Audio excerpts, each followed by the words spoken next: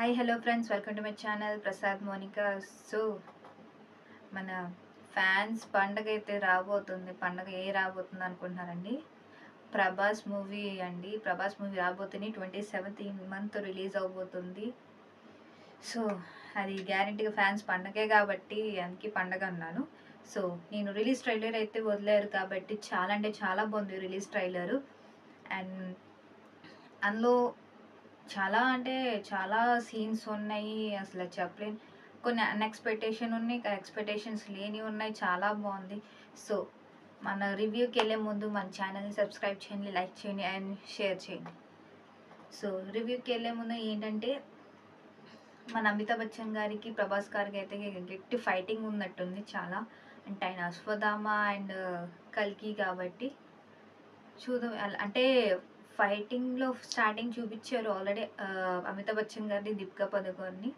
So already మీ కడుపులో బిడ్డ పెరుగుతుంది, అదే వాళ్ళ ఆల్రెడీ జన్మిస్తుంది, మీ కడుపులో ఉన్నారు అన్నట్టు మాట్లాడారు కాబట్టి దీపికా పదుకొన్ గారి.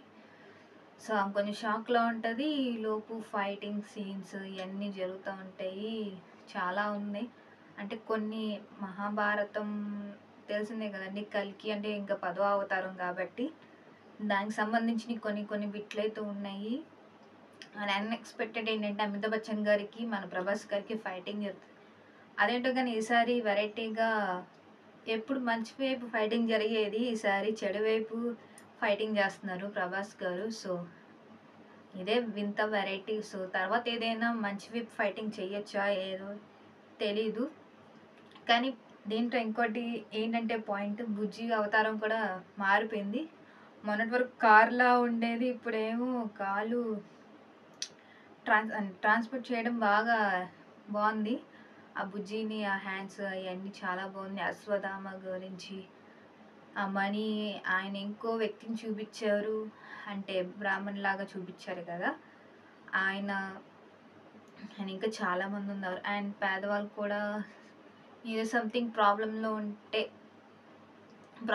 ఉండి కాపాడారా లేకపోతే ఏంటా. సో కానీ ప్రభాస్ గారు అయితే కాంప్లెక్స్ దాంట్లోకి వెళ్ళాలని చాలా ఆరాటంతో ఉన్నారు. ఎందుకంటే వన్ షాట్ కాంప్లెక్స్లోకి వెళ్ళిపోవాలి అన్నట్టు మాట్లాడారు ఒక షాట్ అయితే. సో అది ఏంటో, ఆ ఫైటింగ్ ఏంటో, దేని గురించి మనం చూడాల్సిందే. అండ్ గ్యారెంటీ కొన్ని మహాభారత్ అంటే కొన్ని పాయింట్స్ ఉన్నాయి మహాభారత కల్కి గురించి మొత్తం. సో ఇదే అండి నా రివ్యూ. సో నెక్స్ట్ రివ్యూలో మళ్ళీ కలుద్దాం. Take care, bye.